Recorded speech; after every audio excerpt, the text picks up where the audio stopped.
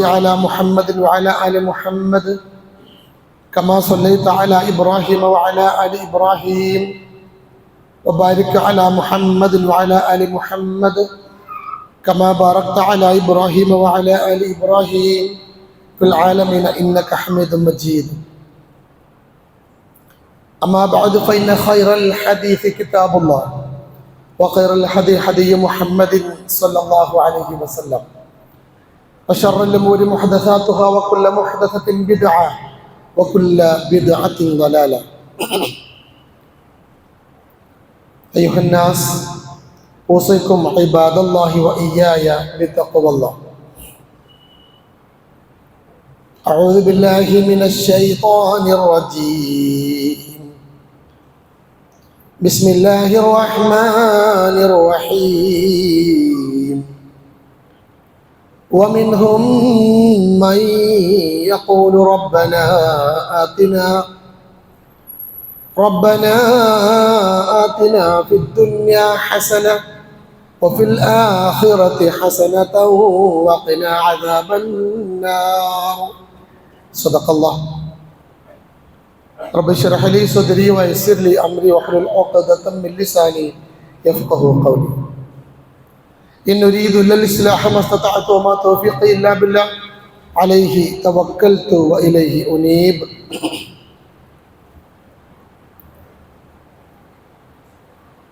ഏറ്റവും ബഹുമാനമുള്ള അല്ലാഹുവിൻ്റെ പള്ളിയിൽ അംഗശുദ്ധി വരുത്തി ഇഅ്തികാഫിൻ്റെ നിയത്തോടു കൂടി ഒരുമിച്ച് കൂടിയ സത്യവിശ്വാസികളായ സഹോദരന്മാരെ, സഹോദരിമാരെ,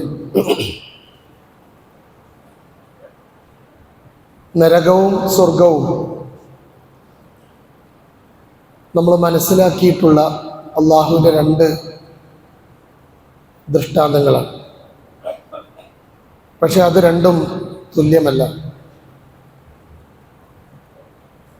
നരകത്തെക്കുറിച്ച് ഭയപ്പെട്ട് അള്ളാഹുവിൻ്റെ വിശാലമായ സ്വർഗത്തിൽ എത്തിപ്പെടാനുള്ള പ്രവർത്തനങ്ങളാണ് നമ്മുടെ ഭാഗത്തു നിന്നും ഉണ്ടാവേണ്ടത്.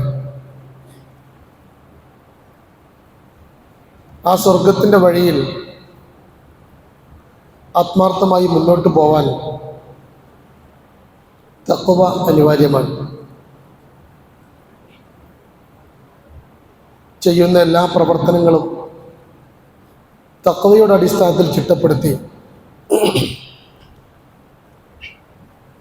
അല്ലാഹുവും അവൻ്റെ പ്രവാചകനും നിർദ്ദേശിക്കപ്പെട്ട വിധത്തിലുള്ള മുത്തഖിയായി ജീവിക്കണമെന്ന് എന്നോട് നിങ്ങളോടും ആത്മാർത്ഥമായി ഉപദേശിക്കുന്നു, വസിയത്ത് ചെയ്യുന്നു.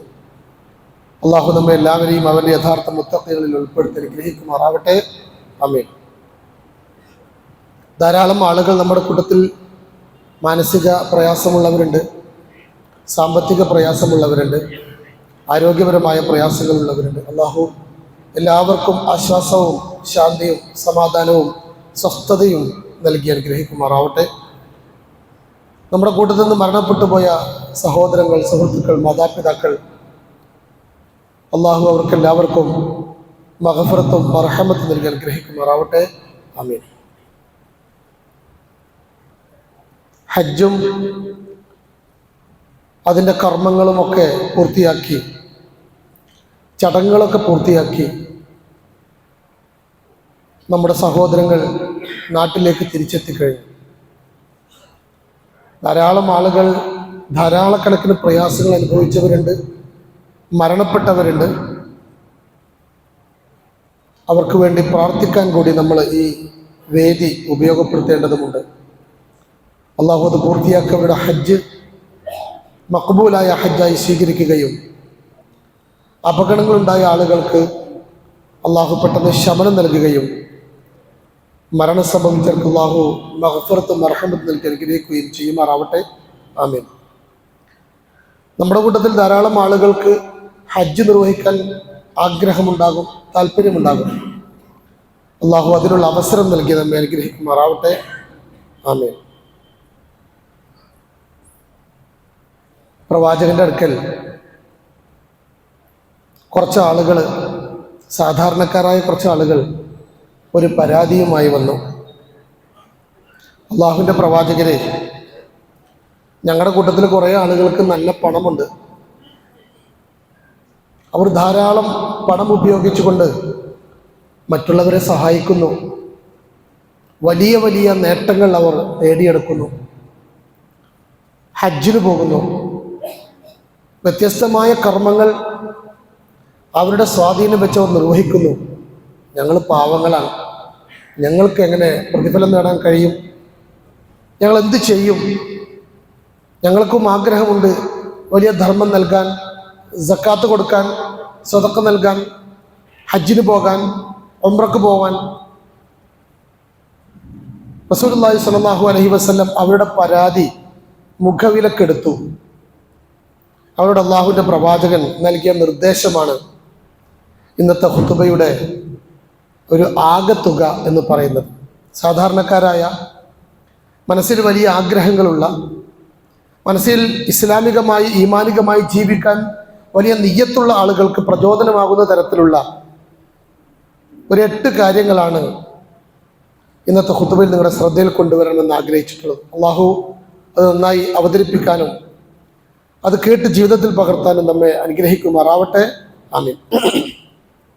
നമുക്കെല്ലാവർക്കും അറിയാവുന്നതുപോലെ ഹജ്ജ് ഇസ്ലാമിലെ നിർബന്ധ ബാധ്യതയാണ്. ഹജ്ജിന് പകരം ഹജ്ജ് മാത്രമേ ഉള്ളൂ. ആരാധനാകർമ്മങ്ങളിൽ വലിയ പ്രാധാന്യമുള്ള, വലിയ നന്മയുള്ള, വലിയ ത്യാഗം ആവശ്യമുള്ള, ശാരീരികമായും മാനസികമായും ത്യാഗം ആവശ്യമുള്ള കർമ്മമാണ് ഹജ്ജ്. ഇസ്ലാം കാര്യങ്ങളിൽ 5ാമത്തതാണ് ഹജ്ജ് എങ്കിലും ഹജ്ജിന് വലിയ പ്രതിഫലമാണ്, വലിയ സ്ഥാനമാണ് ഇസ്ലാമിലുള്ളത്. എന്താ ഹജ്ജിന്റെ പ്രതിഫലം? മൻ ഹജ്ജ ഫലം യർഫസ് വലം യഫ്സുഖ് റജഅ കയൗമി വലദത്ഹു ഉമ്മുഹു. ഹജ്ജ് കഴിഞ്ഞ് വരുന്നയാള് ആത്മാർത്ഥമായി പ്രശ്നങ്ങളൊന്നും ഉണ്ടാക്കാത്ത, അല്ലെങ്കിൽ തെറ്റുകൾ സംഭവിക്കാതെ നന്നായി നിർവഹിച്ചയാൾ അവൻ അവൻ്റെ ഉമ്മ പ്രസവിച്ച കുഞ്ഞിനെ പോലെ തിരിച്ചു വരുന്നു എന്നതാണ്. ഉമ്മ പ്രസവിച്ച കുഞ്ഞിന്, ആ കുഞ്ഞിൻ്റെ മനസ്സിന് അതിൻ്റെ നിഷ്കളങ്കത പോലെ ഹജ്ജ് കഴിഞ്ഞ ആൾക്ക് തിരിച്ചു വരാൻ പറ്റും. അൽ ഉംറതു ഇലൽ ഉംറതി കഫാറത്തു ലിമാ ബൈനഹുമാ വൽ ഹജ്ജുൽ മബ്റൂർ ലൈസ ലഹു ജസാഉൻ ഇല്ലൽ ജന്ന. സ്വർഗ്ഗമല്ലാതെ മറ്റൊരു പ്രതിഫലവും ഹജ്ജിന് അല്ലാഹു നിർദ്ദേശിച്ചിട്ടില്ല. അത്ര പ്രാധാന്യമുള്ള, അത്ര പ്രതിഫലമുള്ള ഹജ്ജ്. എങ്കിൽ ആ ഹജ്ജിൻ്റെ അതേ പ്രതിഫലം ലഭിക്കുന്ന ഏതാനും ചില കാര്യങ്ങളാണ് ഇന്ന് നിങ്ങളുടെ ശ്രദ്ധയിൽപ്പെടുത്താൻ പോകുന്നത്. അത്ര ഗൗരവത്തിൽ അത് മനസ്സിലാക്കണം. ആ ഗൗരവത്തിലും ആ ഇഷ്ടത്തിലും ആ പ്രതിഫലം ആഗ്രഹിച്ചും ആ കർമ്മങ്ങൾ നിർവഹിക്കാൻ നമുക്ക് സാധിക്കണം. അതിലൊന്നാമത്തത് അൽ ജുമുഅത്തു ഹജ്ജുൽ ഫുഖറാഇ വൽ മസാകീൻ എന്നതാണ്. വെള്ളിയാഴ്ച നമ്മളിരിക്കുന്ന ഈ ജുമുഅ, ഇമാമ് മിമ്പറിൽ കയറുന്നതിന് മുമ്പ്, ഖതീബ് കയറുന്നതിന് മുമ്പ്, ബാങ്ക് വിളിക്കുന്നതിന് മുമ്പ് പള്ളിയിൽ കയറി ആത്മാർത്ഥമായി ഇന്ന് രാവിലെ മുതൽ അതിനുവേണ്ടി കുളിച്ച്, വെള്ളിയാഴ്ചയുടെ കുളിക്ക് പ്രത്യേകതയുണ്ട്. വ്യാഴാഴ്ചത്തെ കുളി പോലെയല്ല വെള്ളിയാഴ്ചത്തെ കുളി. വെള്ളിയാഴ്ചത്തെ ആലോചനകൾക്ക് പ്രത്യേകതയുണ്ട്, വെള്ളിയാഴ്ചത്തെ പ്രവർത്തനങ്ങൾക്ക് പ്രത്യേകതയുണ്ട്. ഇന്ന് പെരുന്നാളാണ്, ഇന്ന് ഹജ്ജാണ്. സാധാരണ നമ്മൾ പാരമ്പര്യ സ്വഭാവമുള്ള പള്ളികളിലൊക്കെ ജുമാന്റെ തൊട്ട് മുമ്പ് ഒരു ചെറിയ പ്രഭാഷണമുണ്ട്, വാളൊക്കെ പിടിച്ചിട്ട്. അതിൽ വരുന്നൊരു പ്രയോഗമാണ് അൽ ജുമുഅത്തു ഹജ്ജുൽ ഫുഖറാഇ വൽ മസാകീൻ. പാവപ്പെട്ടവരുടെ, സാധാരണക്കാരൻ്റെ ഹജ്ജ് എന്ന് പറയുന്നത് വെള്ളിയാഴ്ചയിലെ ജുമുഅയാണ്. ആ ഒരു ഗൗരവവും ആ ഒരു ശ്രദ്ധേയമായ താല്പര്യവും അതിനോട് കാണിക്കുമ്പോൾ, അതിനുവേണ്ടി ഒരുങ്ങുമ്പോൾ, അതിനുവേണ്ടി അലക്കുമ്പോൾ, അതിനുവേണ്ടി വീട്ടിൽ നിന്ന് കുളിച്ച് ഇറങ്ങുമ്പോൾ ആ നിയ്യത്തുള്ള ആളുകൾക്ക് ഹജ്ജിന്റെ പ്രതിഫലം ലഭിക്കും, ആ ഇരുത്തത്തിന് ലഭിക്കും. ഒന്നാമത് നമ്മൾ മനസ്സിലാക്കേണ്ടത്, നമ്മളിപ്പോൾ ഇരിക്കുന്നത് തന്നെ ഹജ്ജ് പോലെ സമാനമായ ഒരു പുണ്യകർമ്മത്തിലാണ് എന്നതാണ്. ഇത്തിക്കാഫിന്റെ നിയ്യത്തോടു കൂടിയാണ് ഇരിക്കേണ്ടത്. രണ്ടാമത്തെ ഒരു കാര്യം നിയ്യത്തുണ്ടാവുക എന്നതാണ്. ഇസ്ലാമിന്റെ ഏറ്റവും വലിയൊരു പ്രത്യേകതയാണ് എല്ലാ കാര്യങ്ങളിലും ഒരു നിയ്യത്തുണ്ടാവുക, ഒരു ഉദ്ദേശം ഉണ്ടാവുക. ആ ഉദ്ദേശം അള്ളാഹുവിന്റെ പ്രീതിയുടെ അടിസ്ഥാനത്തിൽ ചിട്ടപ്പെടുത്താൻ സാധിക്കുക. ഇനമ ദുനിയാ ലി അർബഅത്തി നഫരിൻ. പൊതുവെ ദുനിയാവിലെ കാര്യങ്ങൾ അല്ലെങ്കിൽ ദുനിയാവിലെ സംഗതികൾ രണ്ടു തരം ആയി നമുക്ക് വേർതിരിക്കാവുന്നതാണ്. അബ്ദുൻ, ഒരടിമ, റസഖഹുല്ലാഹു മാലൻ, അയാൾക്ക് അള്ളാഹു കുറേ പണം കൊടുത്തു, ധാരാളം പണം കൊടുത്തു, വഇൽമൻ, അറിവും കൊടുത്തു. ഫഹു യത്തഖി ഫീഹി റബ്ബഹു, ആ അറിവ് കൊണ്ടും ആ പണം കൊണ്ടും അവൻ അവന്റെ റബ്ബിനെ ഭയപ്പെടുന്നു, അവന്റെ പടച്ചവനവൻ ഭയപ്പെടുന്നു. വയസിലു ഫീഹി റഹിമഹു, ആ പണം കൊണ്ടും ആ തഖ്വ കൊണ്ടും ആ അറിവ് കൊണ്ടും അവൻ അവന്റെ ബന്ധങ്ങൾ സുദൃഢമാക്കുന്നു. കുടുംബ ബന്ധമാവട്ടെ, സുഹൃത്ത് ബന്ധമാവട്ടെ, അയൽപക്ക ബന്ധമാവട്ടെ, അത് നന്നാക്കുന്നു. വയഅലമു ലില്ലാഹി ഫീ ഹഖ്ഖൻ, അല്ലാഹുവിനെ അറിയേണ്ട വിധം അവൻ അറിയുന്നു. ഫഹാദാ ബിഅഫ്ളലിൽ മനാസിൽ, അവനാണ് അല്ലെങ്കിൽ അത്തരം ആളുകളാണ് ഒന്നാമത്തെ ഏറ്റവും ഉയർന്ന നിലയിലുള്ളത് എന്ന് മുഹമ്മദ് റസൂലുള്ളാഹി സ്വല്ലല്ലാഹു അലൈഹി വസല്ലം ഉറപ്പെടുത്തുന്നു. രണ്ടാമത്തെ വിഭാഗം വഅബ്ദുൻ റസഖഹുല്ലാഹു ഇൽമ, അറിവൊക്കെ അവൻ അള്ളാഹു നൽകിയിട്ടുണ്ട്, അത്യാവശ്യമൊക്കെ പഠിച്ചിട്ടുണ്ട്, ചില കാര്യങ്ങളെ കുറിച്ചൊക്കെ ചിന്തിക്കുന്നവനുമാണ്. പക്ഷെ വലം യർസുഖുഹു മാല, സമ്പത്ത് കൊടുത്തിട്ടില്ല. കഠിനാധ്വാനമൊക്കെ ചെയ്യുന്നുണ്ട്, വേണ്ടത്ര പണമില്ല. പക്ഷെ ഹുവ സ്വാദിഖുൻ നിയ്യ, നല്ല നിയ്യത്തുള്ളവനാ. ഏത് കാര്യം ചെയ്യുമ്പോഴും അള്ളാഹിന്റെ പ്രീതി ആഗ്രഹിക്കുന്നവനാ, അള്ളാഹിന്റെ ഇഷ്ടം ആഗ്രഹിക്കുന്നവനാ. എന്ത് കാര്യം ചെയ്യുമ്പോഴും അതിന് പ്രത്യേകതയുള്ള ആളാണ്. യഖൂലു, അവൻ പറയും, ലൗ അന്നലി മാലൻ, എനിക്ക് പണം ഉണ്ടായിരുന്നെങ്കിൽ, എനിക്ക് പൈസ ഉണ്ടായിരുന്നെങ്കിൽ, ലഅമിൽതു ബിഅമലിൻ ഫുലാനിൻ, ഞാനിന്റെ മനുഷ്യൻ ചെയ്യുന്നത് പോലെ ഞാനും ചെയ്യുമായിരുന്നു, ഞാനും കഷ്ടപ്പെട്ടവനെ സഹായിക്കുമായിരുന്നു, ഞാനും സദഖ നൽകുമായിരുന്നു, ഞാനും സക്കാത്ത് നൽകുമായിരുന്നു, ഞാനും മറ്റുള്ളവരെ അവർക്ക് ആശ്വാസമേകുന്ന വിധം എന്റെ സമ്പത്ത് ചെലവഴിക്കുമായിരുന്നു. ആദ്യത്തെ പണക്കാരനെ പോലെ, അറിവുള്ളവനെ പോലെ അവൻ ചെയ്യുന്നതിന് തുല്യമായ പ്രതിഫലം ഇവന് കൂടി നൽകപ്പെടുന്നു എന്നതാണ് ഇസ്ലാമിന്റെ ഒരു പ്രത്യേകത. പണമില്ലെങ്കിലും ചെയ്യാനുള്ള ആഗ്രഹം ഉണ്ടാവുക, ഹജ്ജിന് പോയിട്ടില്ലെങ്കിലും പോകാനുള്ള ആഗ്രഹം ഉണ്ടാവുക, കുറച്ച് പ്രായാവട്ടെ എന്ന് ചിന്തിക്കാതിരിക്കുക, ആരോഗ്യമുള്ള കാലത്ത് അവസരം ലഭിച്ചാൽ, എന്റെ സമ്പത്ത് എന്നെ അനുവദിച്ചാൽ, എന്റെ ആരോഗ്യം എന്നെ അനുവദിച്ചാൽ എനിക്കും ഹജ്ജ് നിർവഹിക്കണം. ഏറ്റവും വലിയ സ്വപ്നങ്ങൾ എഴുതുമ്പോ, അല്ലെങ്കിൽ അത് പറയുമ്പോ, അല്ലെങ്കിൽ അത് ആലോചിക്കുമ്പോ അതിൽ ഹജ്ജിന് കൂടി സ്ഥാനമുണ്ടാവുക എന്നത് അവന് ഹജ്ജിന് സമാനമായ പ്രതിഫലം ലഭിക്കുന്ന കർമ്മമാണെന്ന് മഹാനായ പ്രവാചക പ്രഭു സല്ലല്ലാഹു അലൈഹി വസല്ലം ഓർമ്മപ്പെടുത്തുകയാണ്. പക്ഷെ നമുക്ക് അത്തരത്തിൽ നിയ്യത്തുണ്ടാവണം.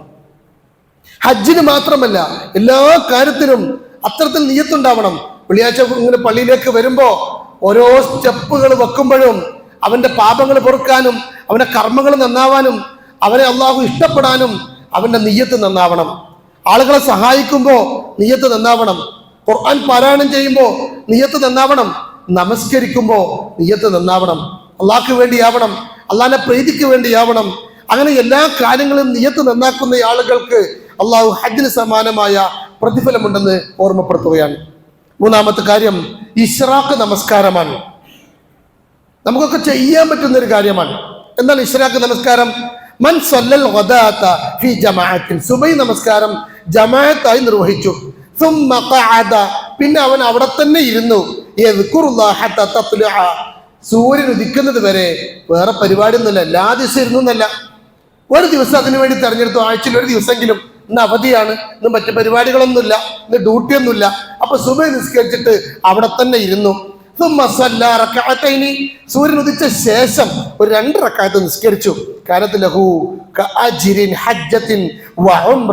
ആ മനുഷ്യൻ അല്ലാഹു ഒരു ഹജ്ജിന്റെയും ഉംറയുടെയും പ്രതിഫലം നൽകപ്പെടുമെന്ന് മുഹമ്മദ് റസൂലുള്ളാഹി സ്വല്ലല്ലാഹു അലൈഹി വസല്ലം ഉറപ്പെടുത്തുകയാണ്. എത്ര വലിയ ഭാഗ്യമാണ് നമുക്ക്. സുബഹിക്ക് പള്ളിക്ക് അങ്ങനെ വരാൻ പറ്റാറുണ്ടോ? ജമാഅത്തിൽ ശ്രദ്ധിക്കുന്നവരാണോ? ഈ ജമാഅത്തിൽ ശ്രദ്ധിക്കുന്ന ആളുകൾ തന്നെ നമസ്കരിക്കുന്നത് തന്നെ നമസ്കാരം അവസാനിച്ച് പോകാനാണ് എന്ന്. അത്യാവശ്യ കാര്യങ്ങളുണ്ടെങ്കിൽ പോവേണ്ടതാണ്, അതൊന്നും തടസ്സമല്ല.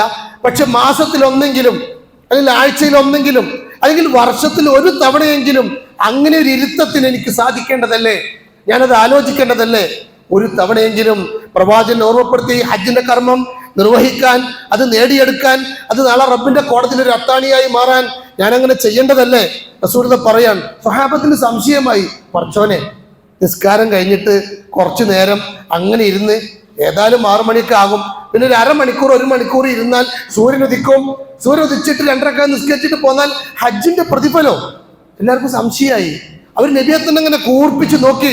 മുഹമ്മദ് റസൂലുള്ളാഹി ചേർത്ത് പറഞ്ഞു, ഖാല റസൂലുള്ളാഹി സ്വല്ലല്ലാഹു അലൈഹി വസല്ലം താമത്തൻ താമത്തൻ താമത്തൻ, പൂർണ്ണമായി, സംശയിക്കണ്ടട്ടോ, തെറ്റിദ്ധരിക്കണ്ട, പൂർണ്ണമായി അത് നിങ്ങൾക്ക് നേടിയെടുക്കാൻ കഴിയുമെന്ന് 3 തവണ അള്ളാഹുവിന്റെ റസൂല് ആവർത്തിച്ചു പറഞ്ഞു. 4-ാമത്തെ കാര്യം, ഇൽമു നേടാൻ വേണ്ടി പള്ളിയിലേക്ക് പുറപ്പെടുക. അറിവ് നേടാൻ വേണ്ടി പള്ളിയിലൊരു ഖുർആൻ ക്ലാസ് ഉണ്ട്, പള്ളിയിലൊരു ഹദീസ് ക്ലാസ് ഉണ്ട്, പള്ളിയിൽ നിന്നൊരു ആ അർത്ഥത്തിലൊരു പൊതു ക്ലാസ് ഉണ്ട്, ഞാനതിന് പങ്കെടുക്കണം എന്ന് ചിന്തിക്കുക. നബി മുഹമ്മദ് റളിയല്ലാഹു അൻഹു നബി സല്ലല്ലാഹു അലൈഹി വസല്ലം ഖാല മൻ ഗദാ ഇലൽ മസ്ജിദി ലാ യുരീദു ഇല്ല അൻ യതഅല്ലമ ഖൈറൻ ഔ യുഅല്ലിമഹു. അല്ലാഹുവിന്റെ ദീനിന്റെ മാർഗത്തിലുള്ള പഠനത്തിനും പഠിപ്പിക്കലിനും, ഖുർആനാവട്ടെ ഹദീസാവട്ടെ ദീനീപരമായ കാര്യങ്ങളാവട്ടെ, അത് പഠിക്കാൻ വേണ്ടി ഒരാൾ അള്ളാഹുവിന്റെ പള്ളിയിലേക്ക് സ്വന്തം വീട്ടിൽ നിന്ന് നിയ്യത്ത് നന്നാക്കി പുറപ്പെടുന്നയാൾക്ക് കാനലഹു അജ്റുൻ കഅജ്രി ഹാജിൻ താമത്തൻ ഹജ്ജത്തുഹു. അവിടെയും അള്ളാഹുവിന്റെ പ്രവാചകൻ താം എന്ന പദം ഉപയോഗിച്ചു. പൂർണ്ണമായും അയാൾക്ക് ഹജ്ജിന്റെ പ്രതിഫലം ലഭിക്കും. അങ്ങനെ ഒരു ക്ലാസ് ഉണ്ടാകുമ്പോൾ അതിന് എങ്ങനെ മുങ്ങാം എന്ന് ഗവേഷണം നടത്തുന്നതിനെ കുറിച്ചല്ല ഈ പറയുന്നത്. എങ്ങനെയെങ്കിലും അതിന് പങ്കെടുക്കണം, എങ്ങനെയെങ്കിലും ആ ക്ലാസ്സിന്റെ തുടക്കം മുതൽ ഉണ്ടാവണം. ചിലപ്പോൾ ഒന്നും മനസ്സിലായിട്ടൊന്നും ഉണ്ടാവില്ല, ചിലപ്പോൾ അതിന്റെ ആഴത്തിലുള്ള പഠനം നടന്നിട്ടുണ്ടാവില്ല. പക്ഷേ അള്ളാഹുവിന്റെ മാർഗത്തിലുള്ള പ്രവർത്തനത്തിന് പ്രത്യേകതയും ഉദ്ദേശശുദ്ധിയും നൽകിക്കൊണ്ട് നമുക്ക് ഹജ്ജിന്റെ പ്രതിഫലം നേടാൻ കഴിയും എന്ന് അള്ളാഹുവിന്റെ പ്രവാചകൻ നമ്മെ ഓർമ്മപ്പെടുത്തുകയാണ്. 5-ാമത്തെ കാര്യം, ഫർള് നിസ്കരിക്കാൻ വേണ്ടി പള്ളിയിലേക്ക് പുറപ്പെടൽ. എത്ര ആളുകൾ അങ്ങനെ വരുന്നവരാ? ഞാൻ എന്നോടും നിങ്ങളോടും ചോദിക്കുന്ന ഒരു ചോദ്യം, എത്രയോ തവണ വീട്ടിൽ നിന്നൊക്കെ ഒന്നെടുത്ത് നമ്മൾ പള്ളിയിലേക്ക് വന്നതാണ്. ചില ആളുകളൊക്കെ വെപ്രാളപ്പെട്ട് വരും, ജമാഅത്ത് തുടങ്ങിയോ, വൈകിയോ, പടച്ചോനെ റക്കാത്ത് നഷ്ടപ്പെട്ടോ. അങ്ങനെയൊക്കെ വെപ്രാളമുള്ള ആളുകൾക്ക് പോലും ഈ ഹജ്ജിന്റെ പ്രതിഫലം കിട്ടാറുണ്ടോ? മൻ ഖറജ ഫീ ബൈതിഹി മുതതഹിറ, വീട്ടിൽ നിന്ന് ഒന്നുമൊക്കെ എടുത്തിട്ട് പള്ളിക്ക് വരികൻ, ഇലാ സ്വലാത്തിൻ മക്തൂബത്തിൻ, ഫർള് നിസ്കരിക്കാൻ വേണ്ടിയിട്ട് വരികൻ, ളുഹറിന് വരികൻ, അസറിന് സുബഹിക്കും വരികൻ, ഇശാഇനും മഗ്രിബിനും വരികൻ, ഫഅജ്റുഹു കഅജ്രിൽ ഹാജി, അവന് നല്ല മനോഹരമായ ഹജ്ജ് ചെയ്തവന്റെ പ്രതിഫലമാണ് അള്ളാഹുവിന്റെ റസൂൽ നൽകുമെന്ന് പ്രവാചകൻ നമ്മെ ഓർമ്മപ്പെടുത്തുകയാണ്. അള്ളാഹു വലിയ പ്രതിഫലമാണ് അവിടെ നമുക്ക് ഓഫർ ചെയ്തിട്ടുള്ളത്. നമ്മൾ ഓഫറിന്റെ ആൾക്കാരാണല്ലോ. വമൻ ഖറജ ഇലാ തസ്ബീഹ് ളുഹ, ഇനി ളുഹ നിസ്കരിക്കാൻ വേണ്ടി ഒരാൾ വന്നു വിചാരിക്കുക, ചേർത്ത് വന്നതാണ്, അവന്റെ മനസ്സിൽ അതല്ലാതെ മറ്റൊന്നുമില്ല. ഫഅജ്റുഹു കഅജ്രിൽ മുഅ്തമിർ, ഉംറയുടെ പ്രതിഫലമാണ് അള്ളാഹുവിന്റെ പ്രവാചകൻ നമ്മെ ഓർമ്മപ്പെടുത്തുന്നത്. വലിയ പ്രതിഫലങ്ങൾ നേടാനുള്ള ഒരുപാട് കാര്യങ്ങൾ, ലളിതമായി നേടാനുള്ള കുറെ കാര്യങ്ങൾ. മൻ മശാ ഇലാ സ്വലാത്തിൻ മക്തൂബത്തിൻ ഫിൽ ജമാഅ ഫഹിയ കഹജ്ജ വമൻ മശാ ഇലാ സ്വലാത്തി തതവ്വുഇ ഫഹിയ കഉംറ. ഇത് മറ്റൊരു ഹദീസിൽ വന്നിട്ടുള്ള കാര്യമാണ്. അപ്പൊ ഹജ്ജും ഉംറയും ഒക്കെ നമുക്ക് തന്നെ നമ്മുടെ നാട്ടിൽ നിന്ന് നമ്മുടെ ഉദ്ദേശം നന്നാക്കി, മനസ്സ് നന്നാക്കി, നമ്മുടെയൊക്കെ തൊട്ടടുത്തുള്ള പള്ളികളിൽ നിഷ്കളങ്കമായി പങ്കെടുത്താൽ തന്നെ ലഭിക്കാവുന്ന വലിയ കർമ്മമാണ് എന്ന് നമ്മൾ ചേർത്ത് മനസ്സിലാക്കേണ്ടതാണ്. ഒരു ചെറിയ ശ്രദ്ധയുണ്ടെങ്കിൽ, ഒരു ജാഗ്രതയുണ്ടെങ്കിൽ ഒരു ദിവസം 5 ഹജ്ജ് ചെയ്യാനുള്ള അവസരം കിട്ടും. 5 ഹജ്ജ് ചെയ്യാനുള്ള അവസരം കിട്ടും.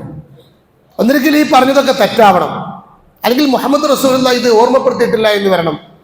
സ്വഹീഹുൽ ബുഖാരിയും മുസ്ലിമും ഇമാം തിർമിദിയും ഒക്കെ റിപ്പോർട്ട് ചെയ്ത ഹദീസുകളാണ് ഞാൻ തിരഞ്ഞെടുത്തിട്ടുള്ളത്. 6-ാമത്തെ കാര്യം, നമസ്കാരത്തിന് ശേഷമുള്ള ദിക്റുകളാണ്.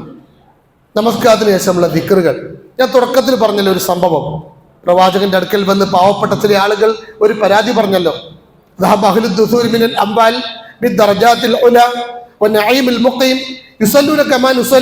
അള്ളാഹുവിന്റെ പ്രവാചകരെ, പണക്കാരായ ആളുകൾ എല്ലാ പുണ്യം കൊണ്ടുപോകണല്ലോ, ഹജ്ജും അവരെന്നെ ചെയ്യണത്, ഉംറ അവരെന്നെ ചെയ്യണത്, അതിന് പുറമെ സാധാരണക്കാർക്ക്, പാവപ്പെട്ട ആൾക്ക് സക്കാത്ത് അവർ കൊടുക്കുന്നുണ്ട്, സ്വതക്ക അവർ കൊടുക്കുന്നുണ്ട്. അതിനൊക്കെ പുറമെ യുസല്ലൂന കമാ നുസല്ലി, ഞങ്ങൾ നിസ്കരിക്കുമ്പോൾ അവർ നിസ്കരിക്കുന്നുണ്ട്, ഞങ്ങൾ നോമ്പെടുക്കുന്നവർ അവരും നോമ്പെടുക്കുന്നുണ്ട്, ഞങ്ങൾ എന്ത് ചെയ്യും? വലഹും ഫദ്ലുൻ മിൻ അംവാലിഹിം യഹജ്ജൂന ബിഹാ വയഅ്തമിറൂന ബിഹാ വയജാഹിദൂന വയതസദ്ദഖൂന, ധാരാളക്കണക്കിന് കർമ്മങ്ങൾ ചെയ്ത് അവർ ഞങ്ങളെക്കാളും ഒരുപാട് മുന്നോട്ട് പോലെ ഞങ്ങൾ എന്ത് ചെയ്യും? ആ ചോദ്യത്തിന്റെ ഉത്തരമായി അല്ലാഹുവിന്റെ റസൂൽ പറഞ്ഞത് തുസബ്ബിഹൂന വതുഹ്മദൂന വതുകബ്ബിറൂന ഖൽഫ കുല്ല സ്വലാത്തിൻ 33. എല്ലാ ദിവസവും നിസ്കാരം കഴിഞ്ഞിട്ട് ഇരിപ്പിടത്തിൽ തന്നെ ഇരുന്ന് 33 തവണ സുബ്ഹാനല്ലാഹ്, അൽഹംദുലില്ലാഹ്, അല്ലാഹു അക്ബർ എന്ന് ചൊല്ലി ലാ ഇലാഹ ഇല്ലല്ലാഹ് കൊണ്ട് 100 പൂർത്തിയാക്കിയ ഒരാൾക്ക് ആത്മാർത്ഥമായ നിയ്യത്തുള്ളവനെ ഹജ്ജ് ചെയ്ത പ്രതിഫലമുണ്ട് എന്ന് അള്ളാഹുവിന്റെ റസൂൽ ഓർമ്മപ്പെടുത്തുകയാണ്. പിന്നീട് ഈ ആളുകൾ തന്നെ സാധാരണക്കാർക്കൊപ്പം തന്നെ മറ്റുള്ളവർ കൂടി ഇത് ചൊല്ലുന്നുണ്ട് എന്നറിഞ്ഞ് നബിയോട് പരാതി പറയുന്നുണ്ട്. നബിയെ, നല്ല ആളാണ്, നിങ്ങൾ പറഞ്ഞത് ദിക്റുണ്ടല്ലോ, ഞങ്ങൾ പരമാവധി രഹസ്യമാക്കി അത് ചൊല്ലിയിരുന്നത്, ഇപ്പൊ അതും അവര് ചൊല്ലാൻ തുടങ്ങിയിട്ടുണ്ടെങ്കിൽ ഞങ്ങൾ എന്ത് ചെയ്യും? അങ്ങനെ പറയുന്നുണ്ട്. അപ്പൊ വളരെ താല്പര്യപൂർവ്വം നമ്മൾ ചെയ്യുന്ന പല കാര്യങ്ങളും അതിന്റെ ഉദ്ദേശം ഒന്ന് നന്നാക്കിയാൽ, അതിനുവേണ്ടി ഒരു നിയ്യത്ത് നമുക്കുണ്ടായാൽ വലിയ പ്രതിഫലം നേടാൻ നമുക്ക് കഴിയും എന്നതാണ് അള്ളാഹുവിന്റെ പ്രവാചകൻ ഓർമ്മപ്പെടുത്തുന്ന പ്രധാനപ്പെട്ട കാര്യം. ഏഴാമത്തത് റമദാനിലെ ഉംറയാണ്.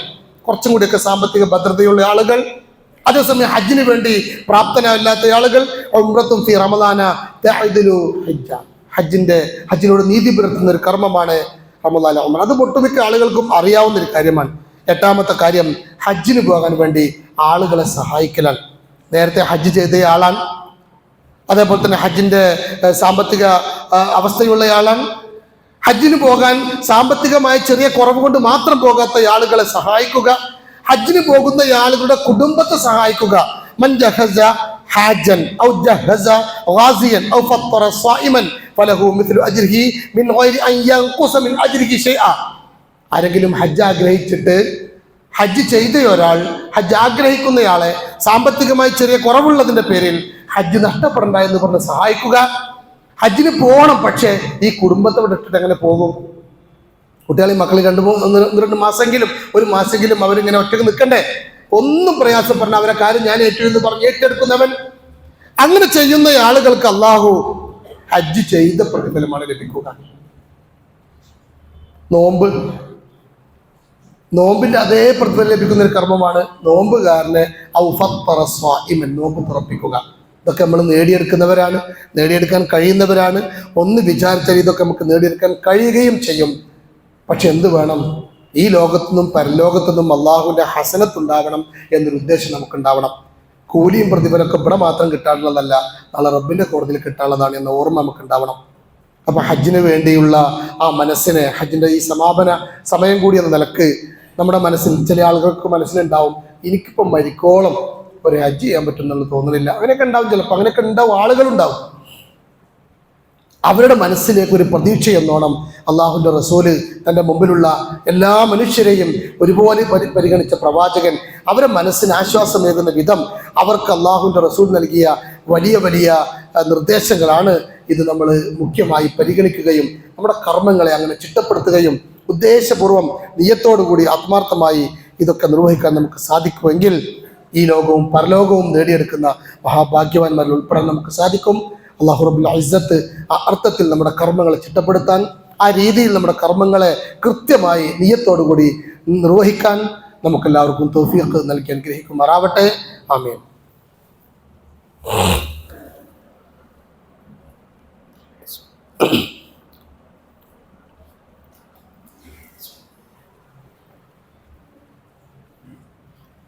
അൽഹംദുലില്ലാഹി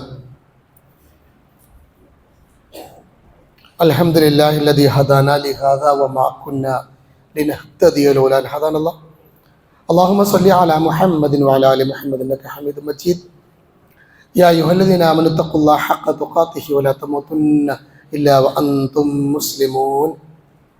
ഒരിക്കൽ കൂടി അള്ളാഹുവിനെ ഭയപ്പെട്ടുകൊണ്ട് മുത്തഖിയായി മുഖ്ലിസായി ചെയ്യുന്ന കർമ്മങ്ങളൊക്കെ പ്രതിഫലം ഉറപ്പുവരുത്തുന്ന രീതിയിൽ നിർവഹിക്കുന്ന യഥാർത്ഥ മുത്തഖീൻ അല്ലാഹു നമ്മെല്ലാവരെയും ഉൾപ്പെടുത്തി അനുഗ്രഹിക്കുമാറാവട്ടെ.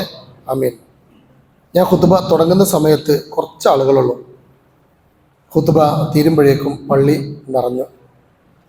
കുറേ ആളുകൾ കൊണ്ട് പള്ളി നിറയുന്നതിന് പകരം വരുന്ന ആളുകൾക്കൊക്കെ ഹജ്ജിൻ്റെയും ഉംറയിൻ്റെയും പ്രതിഫലം ലഭിക്കണമെങ്കിൽ ആ ഒരു ഗൗരവത്തിലും ആ ഒരു ഇഷ്ടത്തിലും ആ ഒരു നിയ്യത്തിലും വലിയ തിരക്കുകളൊന്നുമില്ലെങ്കിൽ അല്പം നേരത്തെ വന്ന് സ്വഫായി ഇരുന്ന് ഇഅ്തികാഫിൻ്റെ നിയ്യത്തൊക്കെ വെച്ച് ആത്മാർത്ഥമായി അതിനോട് സമീപിച്ചാലാണ് നമുക്ക് നേടിയെടുക്കാൻ കഴിയുക. നമുക്ക് ഗൗരവപ്പെട്ട താല്പര്യമുള്ള ഇഷ്ടമുള്ള സംഗതിയൊക്കെ നമ്മൾ നന്നായി ചെയ്യാറുണ്ട്. നമ്മുടെ വീട്ടിലൊരു കല്യാണം ഉണ്ടെങ്കിൽ നമ്മൾ അതിനുവേണ്ടി നന്നായിട്ട് ഒരുങ്ങും. നേരത്തെ കാലത്തെ കുളിച്ച് ഡ്രസ്സൊക്കെ ചെയ്ത് അവിടെ മുമ്പിൽ തന്നെ വന്ന് നിൽക്കും. കാരണം അത് നമ്മൾ ചെയ്തിട്ടില്ലെങ്കിൽ ആളുകൾ പറയും. നമ്മുടെ ജോലി ആവശ്യത്തിന് വേണ്ടി നമ്മൾ നന്നായി പരിശ്രമിക്കും. നമ്മൾ ഏത് കാര്യം ചെയ്യുമ്പോഴും അങ്ങനെ ചെയ്യാറുണ്ട്. ആ പരിഗണനയും ശ്രദ്ധയും ആരാധനാകർമ്മങ്ങളിൽ ഉണ്ടാവണം എന്നതാണ് ഇന്ന് പൊതുവെ ആറ്റിക്കുറുക്കി നിങ്ങളുടെ ശ്രദ്ധയിൽ കൊണ്ടുവന്നിട്ടുള്ള കാര്യം. ഇന്ന് ജൂലൈ 5 2 വ്യക്തികളെ നിങ്ങളുടെ ശ്രദ്ധയിൽ കൊണ്ടുവരേണ്ടതുണ്ട് എന്ന് തോന്നുന്നു. ജൂലൈ 5 ഫലസ്തീൻ രാഷ്ട്രത്തിൻ്റെ രൂപീകരണം നടന്ന 1984.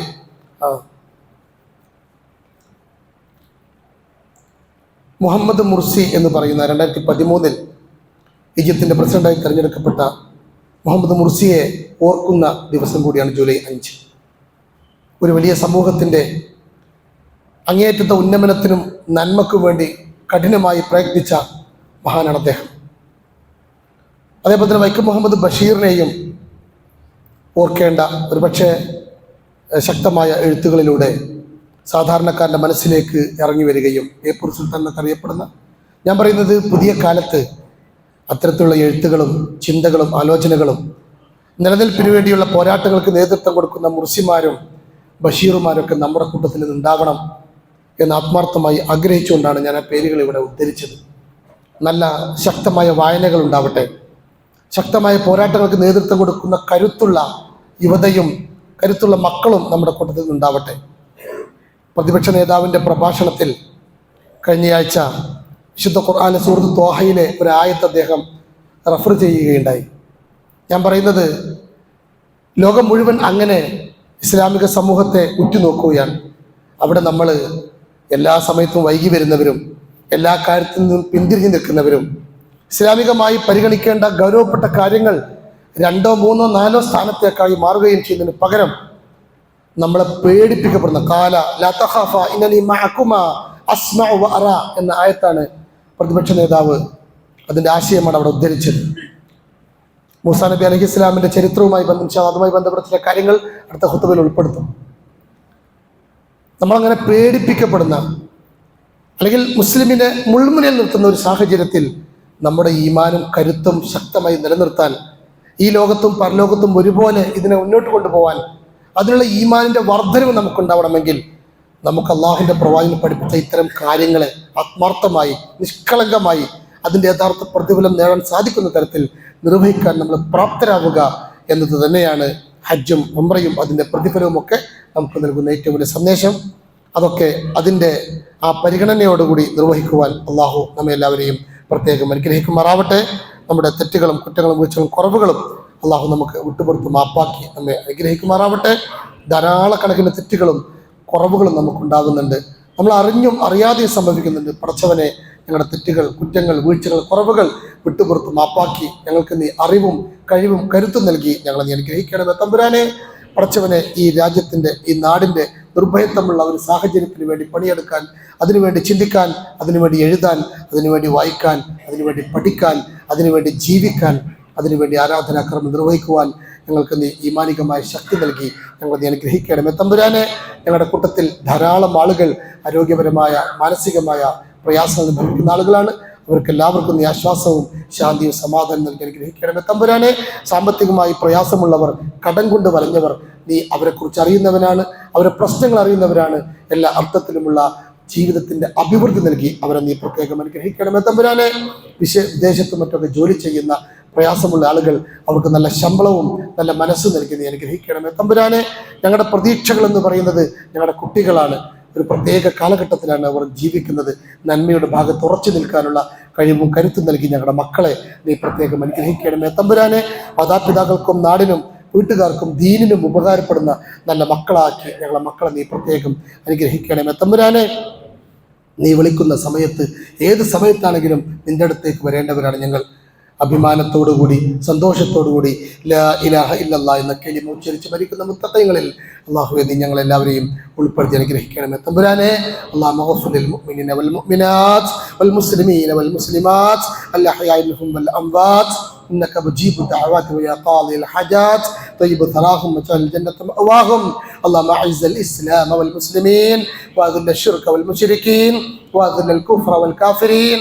اللهم دمر أعداءنا وأعداء الدين. اللهم انصر جيوش المسلمين. اللهم انصر المسلمين في فلسطين. اللهم انصر المجاهدين في كل مكان.